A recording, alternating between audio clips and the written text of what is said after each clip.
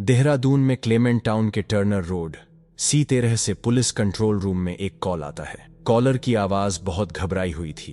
उसने बताया, हमारे पड़ोस में एक मकान से बहुत तेज बदबू आ रही है और बदबू लगातार बढ़ती जा रही है। घर के बाहर ताला लगा हुआ है, लेकिन अंदर किसी बच्चे के रोने की आवाज भी आ रही है। कुछ ही देर में देहरादून पुलिस वहां पहुंच जाती है। आस पड़ोस के लोग भी घर के बाहर खड़े थे। मकान मालिक सोहेल भी वहीं मौजूद था। पुलिस ने जब जांच की तो पता चला कि बदबू फर्स्ट फ्लोर से आ रही थी। फर्स्ट फ्लोर पर जाने के 2 दरवाजे थे, लेकिन एक दरवाजे पर बाहर से ताला लगा हुआ था और दूसरा दरवाजा अंदर से बंद था। लेकिन दूसरे दरवाजे में एक लोहे की जाली थी। पुलिस जब जाली के पास गई तो उसी जाली से बदबू बाहर आ रही थी। पुलिस ने तुरंत जाली काटी और घर में एंट्री ली। पुलिस के साथ कुछ पड़ोसी भी पीछे पीछे चले गए। पुलिस जैसे ही कमरे के अंदर घुसी तो कमरे का नजारा देखने के बाद पुलिस भी हिल गई। कमरे के फर्श पर 2 शव पड़े हुए थे। शव को देखकर ऐसा लग रहा था कि एक शव किसी आदमी का है और दूसरा किसी औरत का। दोनों शव बुरी तरह सड़ चुके थे। नाक गले से बहा खून काले रंग में बदल चुका था और शवों पर कीड़े भी रेंग रहे थे। लेकिन पुलिस को असली झटका तब लगा जब वहीं शवों के पास एक नवजात बच्चा भी पड़ा हुआ था। और सबसे हैरानी की बात यह थी कि वो बच्चा जिंदा था और बहुत जोर जोर से रो रहा था। उसका शरीर पीला पड़ चुका था और उस पर भी कीड़े रेंग रहे थे। पुलिस ने तुरंत बच्चे को अस्पताल भेजा। थोड़ी ही देर बाद कुछ लोगों के साथ एक महिला भी क्लेमेंट टाउन पुलिस थाने पहुंची। वो अपने पति की गुमशुदगी की रिपोर्ट दर्ज कराने आई थी। उसने पुलिस को बताया कि मेरे पति 10 जून से फोन नहीं उठा रहे। बार बार कॉल भी किया, लेकिन उन्होंने कॉल रिसीव नहीं किया और 12 जून से तो उनका फोन पूरी तरह स्विच ऑफ आ रहा है। उसने कहा कि ऐसा पहले कभी नहीं हुआ, इसलिए उसने 13 जून की सुबह सुबह हिम्मत जुटाई और थाने चली आई। महिला मूल रूप से उत्तर प्रदेश के सहारनपुर जिले चहलो थाना क्षेत्र की रहने वाली थी, लेकिन देहरादून इसलिए आई थी क्योंकि उसका पति यहीं रहता था और काम करता था। उधर पुलिस जब काशिफ और अनम के घर पहुंची तो एक बात बिल्कुल साफ हो गई थी कि घर में किसी तीसरे व्यक्ति के आने जाने के कोई निशान नहीं थे। सारा सामान अपनी जगह पर सही सलामत रखा हुआ था। घर को देखकर ऐसा नहीं लग रहा था कि कोई अनजान आदमी घर में आया हो। घर का मुआयना करते हुए पुलिस की नजर सबसे पहले 2 दरवाजों पर गई। एक दरवाजे पर तो बाहर से ताला लगा था और दूसरे दरवाजे पर अंदर से कुंडी लगी हुई थी। ये देखकर एक पल को लगा कि शायद कपल ने खुद ही एक रास्ता बाहर से बंद रखा होगा और दूसरे दरवाजे का इस्तेमाल आने जाने के लिए करते होंगे।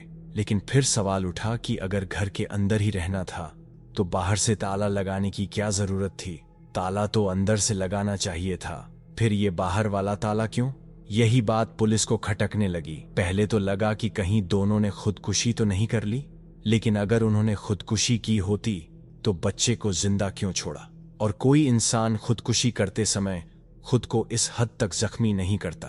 एक और शक भी उठा कि क्या ऐसा हो सकता है कि एक ने दूसरे को मार दिया हो, फिर दूसरे ने डर में आकर खुद को खत्म कर लिया हो? इन्हीं सवालों के बीच पुलिस को मौका-ए वारदात से एक खून से सना हुआ चाकू मिला। अब ये चाकू और दरवाजों पर ताला, हर चीज पुलिस को बता रही थी कि ये मामला कोई साधारण मामला नहीं है। कुछ बहुत बड़ा और बहुत खौफनाक अंदर ही अंदर छुपा हुआ है। पुलिस को लगा कि खून से लथपथ जो चाकू मिला है वही कत्ल या फिर खुदकुशी में इस्तेमाल हुआ हथियार हो सकता है। लेकिन उसी कमरे का सबसे दिल दहला देने वाला मंजर था। बिस्तर पर पड़ा सिर्फ 1 हफ्ते का मासूम बच्चा। वो वहीं अकेला पड़ा हुआ था, बस चुपचाप तड़प रहा था। पुलिस के दिमाग में बस यही सवाल घूम रहा था कि कातिल ने उस बच्चे को क्यों छोड़ा? अगर किसी ने हमला किया था तो बच्चे को नुकसान क्यों नहीं पहुंचाया? और अगर ये खुदकुशी थी तो बच्चे को यूं ही बेसहारा क्यों छोड़ दिया गया? इसी बीच पुलिस के दिमाग में और सवाल उठने लगे। अगर हत्या हुई है तो जरूर कोई ना कोई घर में आया होगा। फिर बाहर पड़ोस में किसी ने चीख पुकार क्यों नहीं सुनी? किसी ने कोई झगड़ा क्यों नहीं सुना? ना कोई आता देखा और ना कोई जाता। आखिर इतना सब कुछ हुआ तो आवाजें कहां गायब हो गईं? इन्हीं सवालों के बीच पुलिस ने दोनों शवों को पोस्टमार्टम के लिए अस्पताल भेज दिया, क्योंकि ये जानना जरूरी था कि मौत खुदकुशी है या फिर हत्या। मकान मालिक सुहेल से बात करने पर एक और जानकारी मिली। सुहेल ने बताया कि काशिफ और अनम सिर्फ 4 महीने पहले ही यहां शिफ्ट हुए थे। तब अनम प्रेग्नेंट थी। 8 से 9 जून को वे एक प्राइवेट अस्पताल गए थे, जहां अनम ने बच्चे को जन्म दिया था। 10 जून को दोनों घर लौट आए और उसके बाद 13 जून तक किसी ने उन्हें बाहर आते जाते नहीं देखा और आज अचानक उनके शव कमरे से मिले थे। पुलिस अब कत्ल और खुदकुशी दोनों संभावनाओं के बीच उलझी हुई थी। पोस्टमार्टम रिपोर्ट से भी कुछ खास पता नहीं चला था। लाशें इतनी बुरी तरह सड़ चुकी थीं कि असली मौत का कारण पता करना लगभग नामुमकिन हो गया था। अब मामला और ज्यादा रहस्यमय बन चुका था और जितना पुलिस आगे बढ़ रही थी उतनी ही कहानी और उलझती जा रही थी। पोस्टमार्टम से कोई ठोस नतीजा नहीं मिला, इसलिए शवों को आगे की जांच के लिए विसरा परीक्षण के लिए भेज दिया गया, जहां मौत के कारणों को और गहराई से समझा जाता है। उधर मेडिकल जांच चल रही थी।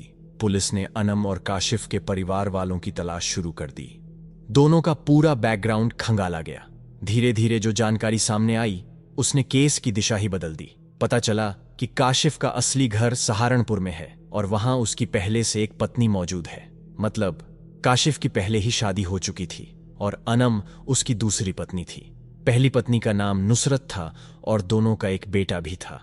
ये सुनते ही पुलिस की नजर सीधे नुसरत पर टिक गई। पुलिस अब यह सोच रही थी कि क्या पता ऐसा हो कि अपने पति की दूसरी शादी से परेशान होकर नुसरत ने ही यह सब करवाया हो। पुलिस के दिमाग में यही शक घूमने लगा। समय बीतता गया और नए नए सुराग सामने आते रहे। घटना के 1-2 दिन बाद पुलिस की एक टीम देहरादून से सहारनपुर रवाना की गई, सीधे नुसरत से पूछताछ के लिए। नुसरत उस वक्त अपने ससुराल यानी काशिफ के घर पर ही थी। पुलिस ने उससे लंबी बातचीत की। उसने बताया कि काशिफ की दूसरी शादी के बावजूद भी उनका रिश्ता पूरी तरह टूटा नहीं था। दोनों में फोन पर बातचीत भी होती रहती थी और वे आपसी संपर्क में थे। उसके बयान ने पुलिस को और उलझन में डाल दिया, क्योंकि अब मामला पहले जितना सीधा नहीं लग रहा था। नुसरत ने अपने बयान में एक और अहम बात बताई कि 10 जून के बाद अचानक काशिफ ने उसका फोन उठाना बंद कर दिया था। पहले तो सिर्फ कॉल रिसीव नहीं हो रहे थे, लेकिन 12 जून तक काशिफ का फोन पूरी तरह स्विच ऑफ हो गया था। यही वजह थी कि 13 जून को वो खुद देहरादून पहुंची और क्लेमेंट टाउन थाने में गुमशुदगी की रिपोर्ट दर्ज करवाई। पुलिस ने पुष्टि के लिए थाने का रिकॉर्ड चेक किया तो पता चला कि वाकई नुसरत ने शिकायत दर्ज कराई थी। मतलब नुसरत ने जो भी बताया वो सब सच था।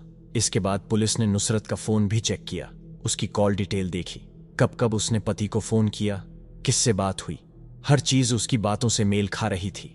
10 जून से पहले दोनों की बातचीत होती थी और जब काशिफ ने कॉल उठाना बंद किया तो नुसरत ने बार बार उसे फोन मिलाया, लेकिन कोई जवाब नहीं मिला।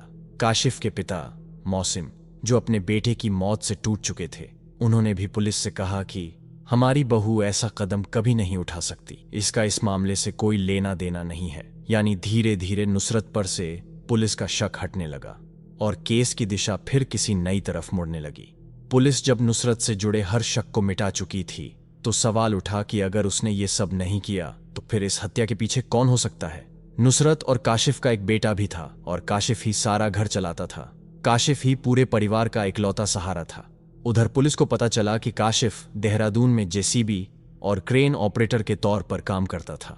कमाई भी ठीक ठाक थी। सारी पूछताछ के बाद पुलिस ने नुसरत को पूरी तरह क्लीन चिट दे दी। अब वह शक की लिस्ट से पूरी तरह बाहर थी। पुलिस ने आसपास के लोगों से भी बात की कि काशिफ का किसी के साथ कोई झगड़ा था या किसी के साथ कोई दुश्मनी। पुलिस सारे सवालों के जवाब ढूंढने लगी। फिर धीरे धीरे एक बड़ा सच सामने आया कि काशिफ पिछले कुछ समय से काफी परेशान था, क्योंकि उसने अलग अलग जगहों से करीब 15 लाख रुपए उधार ले रखे थे। इस भारी कर्ज ने उसे अंदर से तोड़ रखा था। अब पुलिस ने एक और एंगल पर सोचना शुरू किया कि क्या ऐसा हो सकता है कि कर्ज के बोझ से टूटकर काशिफ ने पहले अनम को मारा हो, फिर खुद अपनी जान ले ली हो और अपने नवजात बच्चे को मोह की वजह से हाथ न लगाया हो। ये संभावना पुलिस के सामने आई, लेकिन फिर तुरंत एक और बात सामने आ गई कि अगर उसने कर्ज लिया था तो जिन लोगों ने पैसे दिए, क्या उन्होंने किसी दबाव में यह सब करवाया होगा। लेकिन फिर तर्क ये था कि कर्ज देने वाला कभी ऐसा कदम नहीं उठाता, क्योंकि अगर उधार लेने वाला मर जाए तो पैसे वापस मिलने की जरा सी उम्मीद भी खत्म हो जाती है। मतलब मामला लगातार घूमकर फिर एक ही जगह लौट रहा था कि अगर ये हत्या है तो ये काम किसने किया और क्यों किया? उधर काशिफ और अनम की पोस्टमार्टम रिपोर्ट जब पुलिस के हाथ लगी तो तस्वीर और साफ हो गई। दोनों के गले पर बेहद गहरे कट पाए गए, ऐसे घाव जो किसी नुकीले तेजधार हथियार से ही लगाए जा सकते थे। सिर्फ इतना ही नहीं, अंदरूनी अंगों में भी चोट थी। डॉक्टर्स ने बताया कि ये जख्म खुदकुशी जैसे मामलों में नहीं मिलते। ये निशान सिर्फ एक चीज बताते थे कि ये मौत 100% हत्या थी। अब पुलिस ने काशिफ और अनम दोनों के CDR यानी मोबाइल कॉल रिकॉर्ड्स निकलवाए। पिछले 1-2 हफ्तों में दोनों ने किससे बात की, कितनी देर बात हुई, कौन कॉल करता था, सभी डिटेल्स को अच्छे से देखा गया। लेकिन हैरानी की बात यह थी कि किसी भी कॉल या नंबर में कुछ ऐसा नहीं मिला जो संदिग्ध लगे। सारे लोग इनके जानने पहचानने वाले ही थे, मतलब कॉल रिकॉर्ड से भी कोई सुराग नहीं मिला। इसी बीच एक राहत भरी खबर आई कि अनम और काशिफ का बच्चा, जो हॉस्पिटल में जिंदगी और मौत के बीच झूल रहा था, धीरे धीरे रिकवर कर रहा है। डॉक्टर्स के मुताबिक उसकी हालत बेहद क्रिटिकल थी, लेकिन उसकी सबसे बड़ी किस्मत ये रही कि उसका जन्म पूरी तरह समय पर बिल्कुल हेल्दी तरीके से हुआ था। वजन ठीक था, शरीर भी मजबूत था। अगर ये बच्चा प्रीमेच्योर पैदा हुआ होता तो शायद इतनी भारी चोट झेल नहीं पाता, वो भी अपने माता पिता की तरह इस हादसे से बच नहीं पाता। लेकिन अब वो धीरे धीरे ठीक होने की ओर बढ़ रहा था। पुलिस भी अपनी जांच को अब तेजी से आगे बढ़ा रही थी। पुलिस का मकसद सिर्फ एक ही था कि कातिल तक पहुंचने का कोई भी सुराग कहीं से मिल जाए। इसके लिए पुलिस ने सबसे पहले क्लेमेंट टाउन जाकर अनम काशिफ के घर के आसपास मौजूद सभी CCTV कैमरों की फुटेज निकालनी शुरू की। घर के बिल्कुल पास तो कोई कैमरा लगा नहीं था, लेकिन मेन रोड की तरफ कुछ कैमरे लगे हुए थे और पुलिस को उम्मीद थी कि शायद वहीं से कुछ सुराग हाथ लग जाए। तफ्तीश के दौरान ये बात पहले ही साफ हो चुकी थी कि हत्या 10 से 13 जून के बीच हुई होगी, लेकिन शव की हालत देखते ही अंदाजा लग गया कि मौत 10 जून की रात को ही हुई थी, क्योंकि बॉडी की स्थिति उसी दिन के टाइमलाइन से मेल खाती थी। इस आधार पर पुलिस ने 10 जून की तारीख की पूरी फुटेज खंगालनी शुरू की। पुलिस बस इसी कोशिश में थी कि कहीं से कोई संदिग्ध शख्स दिख जाए, कोई गाड़ी रुकती नजर आए या कुछ ऐसा मिले जिससे कातिल का जल्द से जल्द पता चल सके। पुलिस ने सबसे पहले दिन की CCTV फुटेज देखना शुरू किया, लेकिन दिन के समय इलाके में काफी चहल पहल रहती है और उस दौरान कोई कातिल वहां से होकर भागने की गलती नहीं कर सकता था। अब पुलिस ने रात की फुटेज देखना शुरू किया, लेकिन 10 जून की रात को भी कुछ भी ऐसा रिकॉर्ड में नहीं आया जो इस कत्ल से जुड़ा हुआ लगे। पुलिस अब 11 जून की रिकॉर्डिंग पर पहुंची, लेकिन इस दिन भी कैमरों में कोई संदिग्ध हरकत नजर नहीं आई। इसी वजह से टीम की उम्मीदें लगातार कमजोर पड़ रही थीं। फिर भी उन्होंने हार नहीं मानी। 11, 12 और फिर 13 जून तक दिन, दोपहर, शाम, रात, हर समय की फुटेज एक एक कर चेक की गई। तभी पुलिस को एक सफेद रंग की वर्ना कार कैमरे में जाती दिखी। पुलिस ने उस गाड़ी का नंबर नोट किया और पता लगाया कि यह कार किसकी है। कुछ देर बाद पता चलता है कि यह कार अश्वद नाम के आदमी की है। पुलिस को आखिरकार अब एक अहम सबूत मिल चुका था। अब पुलिस की एक टीम सीधा अश्वद तक पहुंची और उससे गाड़ी के बारे में सवाल किए। अश्वद ने बताया कि उसी तारीख और उसी समय पर उसकी कार शहबाज नाम के एक आदमी के पास थी, लेकिन उसे कोई जानकारी नहीं है कि शहबाज ने कार का इस्तेमाल कहाँ किया। अब सवाल यह था कि शहबाज है कौन। जब पुलिस ने अश्वद से उसके बारे में और पूछा तो उसने बताया कि शहबाज कोई और नहीं बल्कि अनम का सगा बड़ा भाई है। यह सुनकर पुलिस दंग रह गई। पुलिस ने सोचा कि अनम का भाई इतनी रात को इस इलाके में क्या कर रहा था। यकीन करना मुश्किल था कि जिस शख्स को वो इतने दिनों से ढूंढ रहे थे वह अनम का भाई भी हो सकता है। लेकिन फिर मन में सवाल उठा कि वह अपनी ही बहन और जीजा का कत्ल क्यों करेगा। तभी जांच के दौरान पुलिस को अनम के फोन में एक वीडियो मिलता है। इस वीडियो में अनम खुद अपने भाई पर आरोप लगाती नजर आई। अनम वीडियो में कहती है कि उसका भाई उसे और काशिफ को नुकसान पहुंचाने की साजिश रच रहा है। वीडियो में अनम रोती हुई साफ साफ कह रही थी कि उसकी और काशिफ की जान को खतरा है। यह वीडियो पुलिस के लिए एक बड़ा मोड़ साबित हुआ, क्योंकि अब केस और भी उलझता जा रहा था। इसके बाद पुलिस ने शहबाज की CDR निकलवाई। कॉल रिकॉर्ड्स और लोकेशन, हर चीज को बारीकी से चेक किया गया। और तभी एक अहम बात सामने आई कि 10 जून की रात शहबाज ने अपना फोन पूरी तरह बंद कर दिया था और अगले दिन यानी 11 जून की सुबह ही चालू किया। पुलिस को लगा कि अक्सर लोग रात को फोन स्विच ऑफ करके सोते हैं, इसलिए शहबाज ने भी फोन ऑफ इसलिए किया होगा। लेकिन ऐसा करने वाले लगभग हर रात ऐसा करते हैं। पर इस केस में बात कुछ अलग थी। शहबाज ने न इससे पहले फोन बंद किया और न इसके बाद कभी ऐसा किया, लेकिन शहबाज ने बस 10 जून को फोन स्विच ऑफ किया था। यही चीज शहबाज को शक के दायरे में ले आती है। जांच में यह भी सामने आया कि 13 जून की तड़के उसकी लोकेशन क्लेमेंट टाउन में पाई गई थी और 10 जून की शाम फोन ऑफ करने से पहले की लोकेशन दिखाती थी कि वह अपनी बहन अनम के किराए वाले घर पर मौजूद था। लेकिन फोन दोबारा ऑन होने के बाद उसकी लोकेशन कहीं और पाई गई। जब पुलिस की जांच में शहबाज का नाम खुलकर आने लगा तो काशिफ के पिता सीधे क्लेमेंट टाउन थाने गए और उसके खिलाफ शिकायत दर्ज करा दी कि उनके बेटे और बहू के कत्ल के पीछे शहबाज का हाथ है। वैसे अनम का मायका और ससुराल दोनों ही सहारनपुर जिले में पड़ते थे और दोनों परिवार एक ही इलाके के थे। इसके बाद पुलिस की टीम दोबारा सहारनपुर पहुंचती है और शहबाज को हिरासत में लेकर उसे देहरादून ले जाया जाता है। पूछताछ शुरू होती है, लेकिन शहबाज शुरुआत में अपने ऊपर लगे हर आरोप से साफ इनकार कर देता है। वह बार बार यही कहता रहा कि वो अपनी बहन को कभी नुकसान नहीं पहुंचा सकता और अपने जीजा की हत्या करके अपनी बहन को विधवा क्यों बनाएगा।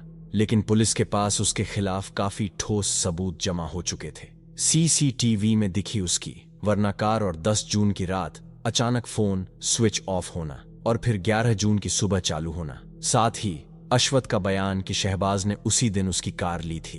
पुलिस ने ये सारी बातें एक एक करके शहबाज के सामने रखे और सख्ती से सवाल किए। पुलिस के सामने आखिरकार शहबाज टूट गया और उसने स्वीकार किया कि अनम और काशिफ की हत्या उसी ने की थी। बच्चे को उसने जानबूझकर वहीं छोड़ दिया था क्योंकि बच्चा 9 जून को जन्मा था और उसके माता पिता की हत्या अगले ही दिन यानी 10 जून को कर दी गई। शहबाज ने बताया कि काशिफ ने उसे 7 जून को देहरादून जाने के लिए बुलाया था। 7 जून को काशिफ, अनम और शहबाज तीनों देहरादून जाते हैं। ये लोग देवभूमि के कई स्थानों पर घूमने भी गए, लेकिन शहबाज के मन में पहले ही से काशिफ के लिए गहरा गुस्सा जमा था। शहबाज ने सोचा था कि यहीं पहाड़ों में काशिफ को खत्म कर देगा, लेकिन साथ में उसकी बहन थी और जगह भी बहुत भीड़ भाड़ वाली थी, इसलिए उसने अपना प्लान चेंज कर दिया। घूमने के बाद सभी वापस क्लेमेंट टाउन वाले घर पहुंचते हैं। 10 जून तक शहबाज अपनी बहन और काशिफ के साथ वहीं रह रहा था। दरअसल वह पिछले 1 साल से काशिफ को मारने का मौका तलाश रहा था। 10 जून की रात डिनर करने के बाद सब अपने अपने कमरे में सोने चले गए। आधी रात को शहबाज उठा और धीरे से रसोई में गया और वहां से एक तेज चाकू उठा लाया। उसी से एक दिन पहले 9 जून को अनम ने अपने बेटे को जन्म दिया था। 9 जून को बच्चे की डिलीवरी हुई थी। दोनों पति पत्नी लगभग पूरा दिन अस्पताल में रहे। थकान इतनी थी कि 10 जून की रात दोनों गहरी नींद में सो गए थे। उसी रात शहबाज चाकू हाथ में लेकर धीरे धीरे अपनी बहन के कमरे में पहुंचा। वह सीधे सोते हुए काशिफ के पास गया और बिना किसी चेतावनी के उसके गले पर चाकू का पहला वार कर दिया। अचानक दर्द से उठकर काशिफ ने बचने की कोशिश की, लेकिन शहबाज ने रुकने का कोई मौका नहीं दिया। उसने लगातार कई वार किए जब तक कि काशिफ पूरी तरह हार नहीं गया। इस हलचल में अनम की नींद खुल गई। उसने देखा कि उसका अपना भाई उसके पति को उसी के सामने मौत के घाट उतार रहा है। अनम ने रोकर, पकड़कर, जो भी हो सकता था भाई को रोकने की कोशिश की, लेकिन तब तक बहुत देर हो चुकी थी। अब शहबाज का निशाना अपनी ही बहन थी। अनम की हालत पहले ही कमजोर थी। एक दिन पहले ही उसने बच्चा जन्मा था। वह शारीरिक रूप से लड़ नहीं पाई।